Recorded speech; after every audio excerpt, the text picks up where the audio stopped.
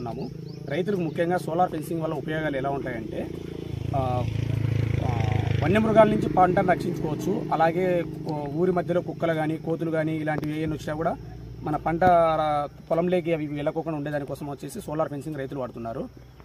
దీనివల్ల main use ఎలా ఉంటుందంటే రైతు వచ్చేసి ఎప్పుడైనా పంట వేస్తాడు, దాన్ని కాపాడుకోవడం కోసం చాలా అవస్థలు పడుతున్నాడు. రైతులు పగులు దాంట్లో కాయలు ఉండాలంటే చాలా కష్టంగా ఉంది. ఇలా కావిలు ఎండుకోకుండా ఉండడం కోసం వన్ టైం ఇన్వెస్ట్మెంట్గా సోలార్ ఫెన్సింగ్ ఇన్స్టాల్ చేసుకుంటే వాళ్ళ పంటను కాపాడుకోవచ్చు. అలాగే వన్యమృగాల ప్రాణాలను కూడా కాపాడుకోవచ్చు, రైతు ప్రాణాలను కూడా కాపాడుకోవచ్చు. మెయిన్గా రైతులకు వచ్చేసి ఎక్కువగా కోతులు బెడద, పంతులు బెడద, జింకల బెడద, జుప్పులు బెడద ఇలాంటివి ఎక్కువ ఉన్నాయి. మనం వచ్చేసి ప్రజెంట్ పెళ్లిమరి మండలంలో పగడాలపల్లె విలేజ్లో ఉన్నాము. ఇక్కడ రైతుకు వచ్చేసి ఉల్లి పంట ఉంది, అలాగే చీనా తోట ఉంది. ఉల్లి నాటుకున్నప్పటి నుంచి కుక్కల కోతులు ఎక్కువ వస్తున్నాయనేసి చీనా తోటకు నిమ్మ తోటకు కోతులు వస్తున్నాయి. వీటి కాపాడడం కోసము కరెంటు లేకుండా వాటికి ప్రాణాలను రక్షించుతో పాటు మన పంట కాపాడుకోవాలనే మెయిన్ ఉద్దేశంతో సోలార్ ఫెన్సింగ్ ఇక్కడ ఇచ్చాము. మెయిన్గా సోలార్ ఫెన్సింగ్ లాక్కోవాలంటే ఫస్ట్ వచ్చేసి లైన్ లాక్కోవాలి. లైన్ వచ్చేసి జియో వైర్తో లాక్కోవచ్చు. జియో వైర్తో వచ్చేసి రైతు పెట్టుబడి తక్కువతో కావాలనుకుంటే పొలంలో ఉన్న కర్రలు పట్టుకోవాలి. దాని తర్వాత వచ్చేసి జియో వైర్ వచ్చేసి డైరెక్ట్ కర్ర కట్టుకోకుండా ఇలా ఇన్సులేటర్లతో కట్టుకోవచ్చు, లేదా మనకు వచ్చేసి డ్రిప్తో కట్టుకోవచ్చు. డ్రిప్ ఎలా అంటే ఇప్పుడు వచ్చేసి ఇందులో వచ్చేసి జియో వైర్ దూచుకొని ఇప్పుడు కర్ర చుట్టూ వచ్చేమైన డ్రిప్ వైర్ కట్ చేసుకోవాలి. కట్ చేసుకున్న డ్రిప్ వైర్లన్నీ జియో వైర్లో తురుక్కొని ఎక్కడైతే కర్ర ఉంటుందో జియో వైర్ విత్ డ్రిప్తో సహా చుట్టేసుకుంటే సరిపోతుంది. ఈ డ్రిప్ వైర్ లేదంటే ఇన్సులేటర్ మెయిన్ ఉద్దేశం ఏంటంటే మనకు ఎర్త్ కాకుండా ఉండడం కోసం ఇన్సులేటర్ కానీ డ్రిప్ వైర్ కానీ మనం అందజేస్తామండి. మెయిన్ వచ్చేసి మన ప్రస్తుతం మన పొలంలో వచ్చేసి వీళ్ళు వచ్చేసి కుక్కలకు అనేసి 2 లైన్లు లాక్కున్నారు. కోతులు అనుకుంటే ఇంకా 2 లైన్లు లాక్కోవచ్చు. కుక్కల కింద నుంచి వస్తాయి కాబట్టి వాటి కోసం అనేసి 2 లైన్లు లాక్కున్నారు. అలాగే పందులు కూడా వస్తాయంట ఈ పొలానికి. వాళ్ళు 2 లైన్లు సరిపోతాయని 2 లైన్లు లాక్కున్నారు. మనం వచ్చేసి వీళ్ళకి 18Ah బ్యాటరీతో సంబంధం ఉన్న 40 వాట్ ప్యానల్ సోలార్ మనం ఇన్స్టలేషన్ ఇక్కడ చేశాము. ఇది మెయిన్ వచ్చేసి ఇది 10 ఎకరాల వరకు సప్లై చేస్తుంది. ఇది 2 లైన్లకు 10 ఎకరాల వరకు బ్రహ్మాండంగా సప్లై చేస్తుందండి. దీని యొక్క మెయిన్ స్పెసిఫిక్స్ ఏంటంటే దీనికి వచ్చేసి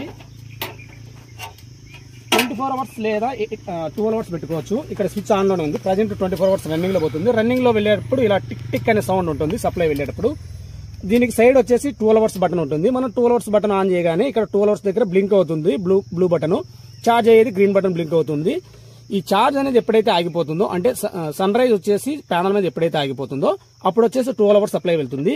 సపోజ్కి వచ్చేసి మనం ఛార్జ్ అయ్యే పిన్ తీసేసామండి. ఇక్కడ ఎంటముడే మనకు సప్లై వెళ్తుంది. మనకు ఛార్జ్ పిన్ తీయడం వల్ల అక్కడ బ్లింక్ అవడం లేదు గ్రీన్ లైట్ కూడా. మళ్ళీ ఛార్జ్ పిన్ ఆన్ చేయగానే మళ్ళీ ఇక్కడ చేసి సప్లై ఆగిపోయింది. మెయిన్ ఇది ఒక సెన్సార్ సిస్టమ్తో నడుస్తుంది. ఎప్పుడైతే సన్లైట్ వచ్చేసి ప్యానల్ మీద పడుతుందో అప్పుడు ఛార్జ్ అవుతుంది. అప్పుడు 12 అవర్స్ సంబంధించి అవుట్పుట్ వెళ్ళదు 12 అవర్స్ ఆన్ చేసుకుంటే. ఇవి దీని ఉద్దేశం ఏంటంటే పందులు నైట్ టైం వస్తాయి, వాటిని ఆపుకోవడం కోసం ఓన్లీ నైట్ టైం అది. ఒకసారి నైట్ టైం ఆన్ చేస్తే మళ్ళీ ఎర్లీ మార్నింగ్ వచ్చి ఆఫ్ చేయడం అవసరం లేదు. సెన్సార్ సిస్టమ్తో అది ఆగిపోతుంది. 12 అవర్స్ మాత్రం మనము దాని యూజెస్ అది 24 అవర్స్ కూడా మనం సప్లై ఇచ్చుకోవచ్చు. 24 అవర్స్ అంటే 24 గంటలు సప్లై వెళ్తూనే ఉంటుంది. దీంతో పాటు దీనికి వచ్చేసి బజర్ సిస్టమ్ ఉంటుంది. బజర్ సిస్టమ్ ఎందుకు ఇచ్చామంటే లైన్ దగ్గర కింద పడింది అనుకోండి మనకు బజర్ మోగుతుంది. ఈ బజర్ మోగడం వల్ల మనకు వచ్చేసి ఎక్కడ మనము మనకు అర్థమవుతుంది. సపోజ్ ఇప్పుడు వచ్చేసి బజర్ ఎలా మోగుతుందంటే మన ప్రజెంట్ వచ్చేసి స్విచ్ ఆఫ్ చేసాము.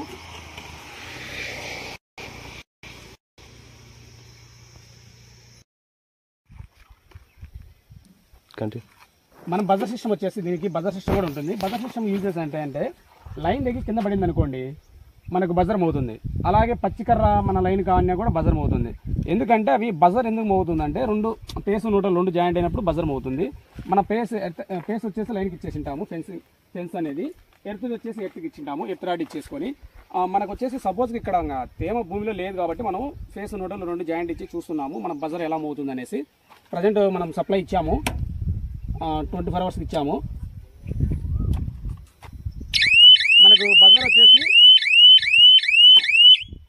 మనకు బజర్ వచ్చేసి లైన్ తెగి కింద పడినా పచ్చికర్ర అనుకున్నా కూడా ఇదే సౌండ్తో మనకు బజర్ మోగుతుంది. దీనివల్ల మెయిన్ యూజెస్ ఏంటంటే మన మిషన్ వచ్చేసి ఎక్కువ కాలం పాటు పనిచేయడం కోసం మెయిన్ యూజ్ అవుతుంది బజర్ అనేది. లైన్ దగ్గర కింద పడినా కూడా ఇలాగే మోగుతుంది. చెట్టు ఏదైనా పచ్చి కర్ర ఏదైనా సరే దీనికి లైన్కి ఆనుకున్నా కూడా ఇదేగానే మోగుతుంది. ఇది కంటిన్యూగా మోగుతూనే ఉంటుంది. మనం వచ్చేసి దాని అర్థం ఏంటంటే ఎప్పుడైతే బజర్ మోగుతుంటుందో మనం పొలం దగ్గరికి వెళ్ళేసి ఎక్కడ లైన్ ప్రాబ్లం అయింది లేదా లైన్ తెగిపోయింది అనుకొని మనం చుట్టూ లైన్ చెక్ చేసుకొని ఆ లైన్ సరి చేసుకోగానే మళ్ళీ బజర్ అనేది ఆగిపోతుంది. ఎవరికైనా కావాలంటే మా నెంబర్ వచ్చేసి 9951317546. నా పేరు సురేష్ అండి. మనం ఓవరాల్గా ఎక్కడికైనా మనం సోలార్ ఫెన్సింగ్ అనేది సప్లై చేస్తాము. Thank you.